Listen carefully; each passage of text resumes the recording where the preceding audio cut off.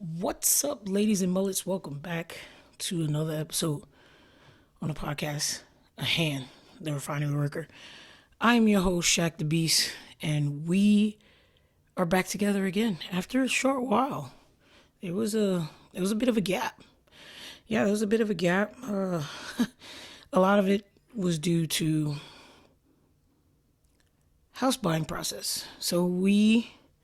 Yes, we did a thing. We bought a house.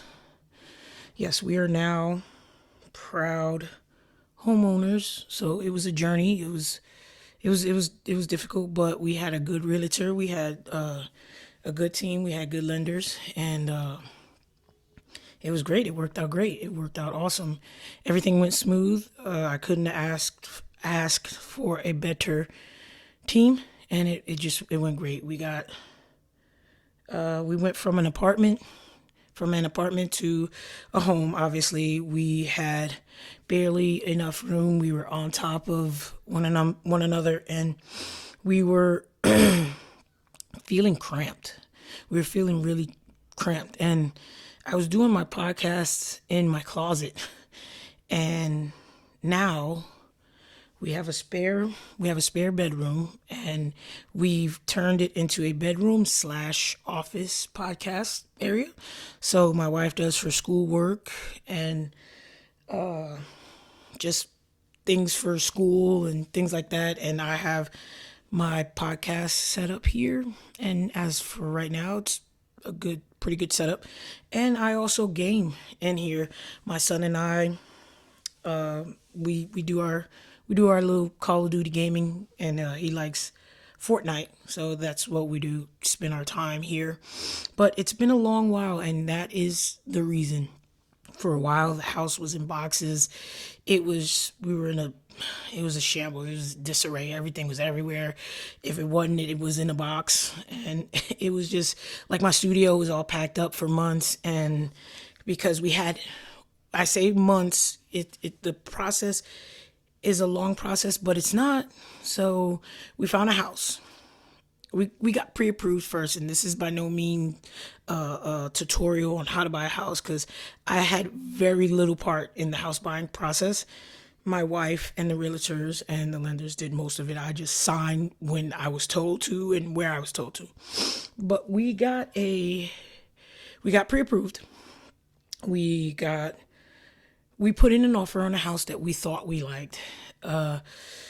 Thank God to my father-in-law, Scott McFarland. He used to be, oh, it probably still is. He's a jack of all trades. That guy does a lot. And we sent him over the inspection report, and he pretty much told us to run from this house. And that's why our apartment was boxed up for months, because we put the offer in. We had to wait and do some other things, and we got the inspection report, and we backed out in enough time to get our money back. So he was a blessing, because it was going to be probably upwards to $80,000 worth of repairs. So that didn't work out, and God does things for a reason. He'll close one door to open another. So that was a 3-bedroom home. It was, again, small, almost kind of like the same feel as our apartment or our townhome. And just by chance, and can't really say that because God is good, this house kind of fell into our lap, and it happened to work out because the guy was at home. He moved back to Alabama, at home with his mom, and he priced the home to sell. Like, it did, what he was asking for made no sense, but it made sense in a way, because he wanted to sell this home. We were blessed enough to buy it, and we love it. It's amazing.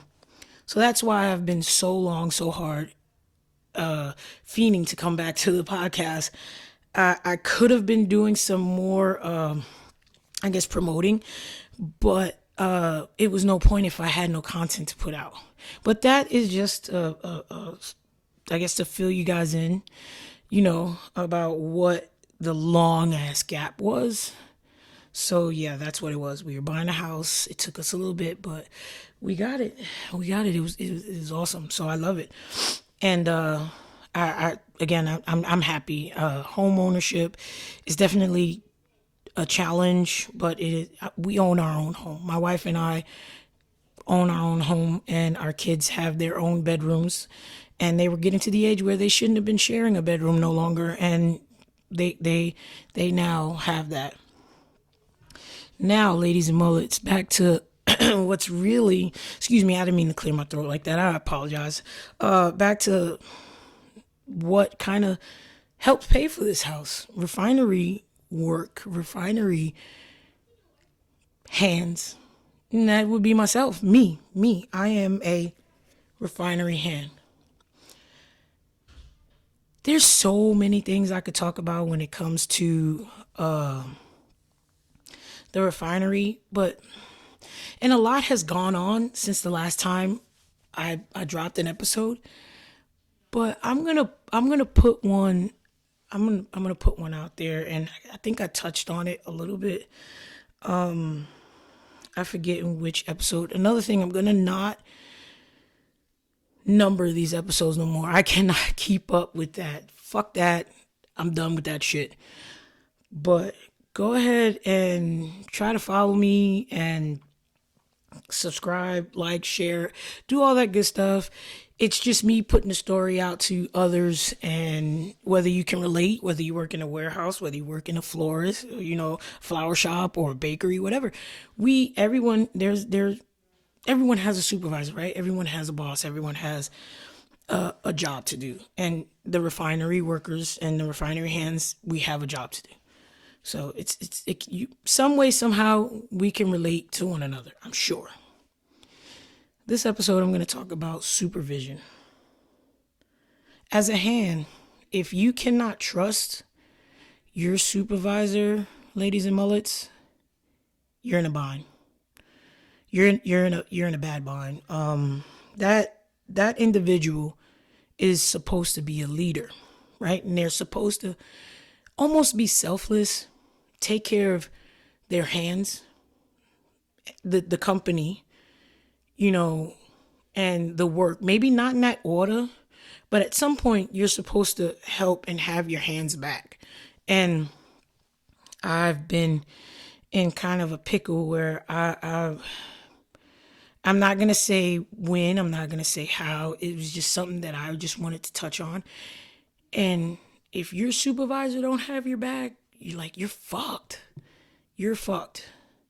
The person of power that is above you, that can speak for you, that can be an advocate for you, they're the ones that are supposed to say, hey, look, my guys, I know him. This guy is a clown. This guy is a hard worker. This guy you'll probably find in the smoke pen. But nonetheless, if it's someone they know and they can trust, they should always have your back. And when your supervisor doesn't have your back, you're screwed. There's no other way to put that.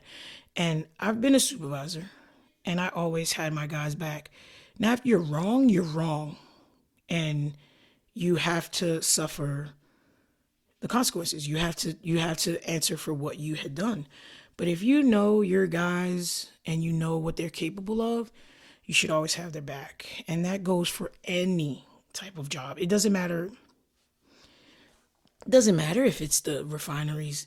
Like I said, it could be in a nursing home. It could be in a freaking restaurant. Your supervisor should have your back. And I'd hope that everyone out there listening to this podcast, at least at this moment, has a good supervisor. Because if you don't, just try to do your best and just hope that your efforts will be seen by someone that actually cares. Because if they don't care enough to say, hey, look, my guys are good, somebody is watching you. So always, even if the supervisor is a shitty person, always do your best. Integrity. Always do the honest, right thing when you think someone's looking and when no one is looking. That's on you. Just knowing that I'm going to always do what's right in the moment, all the time, every time. And believe it or not, when you think people are not looking, they're looking. So always do the right thing. Always, no matter if your supervisor is a piece of shit. I've worked for plenty of those too. And the thing is, shit floats. shit will float. It will come out, and they're gonna get caught. They're gonna get sought out, and it's just gonna probably go downhill, for them. But always do the right thing, even when you think no one's looking or when no one's looking. But it could be someone that doesn't know what they're looking at, but they're looking at you and can relay the message that you're doing a good job and you were always doing a good job and you were doing the right thing. So it'll just make you feel good inside when you do the right thing, no matter what. So always, always, always trust the process, trust yourself to do a good job. And when you're working side by side with someone, if it's two people, you put in 100%, they put in 100%.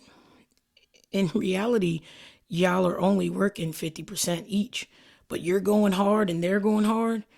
Y'all are working together, y'all are meshing. There's no way you could be working at 100% of your capacity, because if you're both putting in 100%, it makes it easy on the both of you. Always keep in mind, work hard. And one day, if you keep that in mind, you may become a supervisor. And just know you should treat people how you'd want to be treated, and don't forget where you came from. Always remember you were a hand at one point, and just know, hey, I always wanted somebody to have my back. Let me have my guys back. Always know. Now, if you got a shitty hand in your group, try to coach them. Try to coach them if they're uncoachable. Nobody wants to work with them. They're not work withable. That's a joke. That is a joke. For one of my crane operators, ICE, the term was used, and we now crack up about that. Not work withable. If you know the individual has an issue with working with others, again, it always goes to coaching first before getting rid of them. If you've exhausted all options, then yeah, they may just have no drive, no ambition, and they're going to start bringing down the good guys, the good apples, and they're going to start rotting the whole group. So, you at that point, you have to remove them. But if they can be coached, coach them up, get them right. And that individual may be a supervisor, and they may be grateful because of what you've taught them, instead of just shitting on them, kind of being a jerk to them. You worked with them. You have patience. That's another thing you need. Have patience. And like I said, you never know who is going to benefit from the way you treat them. Now, if they're treating you like an asshole, get them the fuck off the site. Because if you're coming with 100% of positivity, good hard work, and good information and help, and they're just brushing it off, not listening, in one ear and out the other, that's not what you want on any job site, because they could get themselves hurt, they could get others hurt, they could get you hurt. You don't want that. But being a good supervisor, it's a few things that kind of go into one. And my buddy Jordan Wade, he knows his craft. He's got a good personality. He's honest. He's got a good judge of character. It's just the communication thing. He's working on it. But other than that, he's a good supervisor. He's just fine tuning himself. But the reason I bring this up is because communication and delegation, like to be able to delegate, like, hey guys, I need you to do X, Y, and Z. Communication, delegation. You need to have those traits. You need to be able to do that as a supervisor, because even if you're an asshole, if you can still communicate being an asshole at the same time and getting your point across and lining your crew out, they can take everything you said and go off and do their job, and they'll probably be cursing you out and say, fuck that motherfucker, but they're lined out, and they have been told what to do, what's going on, what they need to do, and now they can go off and do it. And if you trust them, you leave them be. Micromanaging is the worst thing supervisors could do.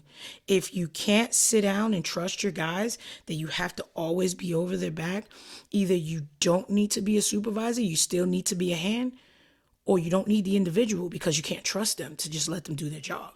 But if they're a trustworthy individual and they've never posed an issue before, let them do their job. Don't be over their shoulder micromanaging them. Why? For what?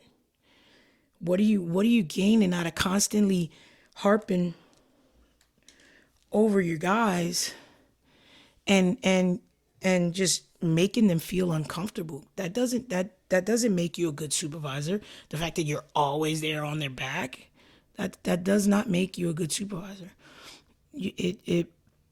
All it does is really upset the hands that you have, and it makes them feel like you can't trust them. And if you can't trust them, why do you have them on site? A supervisor, if you're going to put your gloves on and come out and help, that's one thing. But once you start taking over people's stuff and stepping on their toes, that's not a good supervisor. Don't be that guy. Ladies and mullets, that is a kind of rant. Just was watching some things go down, from the outside looking in, and even on the inside looking out at some points in this little episode. If you're a supervisor, it's a lot. You can shape someone's life for the better or the worse. It's just which side of that you want to be on. Ladies and mullets, always put God first. Be a hand, not a pinky, and do not be a fucking worm. For real. Don't be a worm. Work hard. Go out, and tomorrow comes, work harder than yesterday. Simple. Ladies and mullets, I'm Shaq the Beast. Y'all stay blessed. And always work hard. And don't be a fucking worm. I can't stop saying that. But y'all, man, take it easy. I appreciate y'all 100%. Love you. I'm out.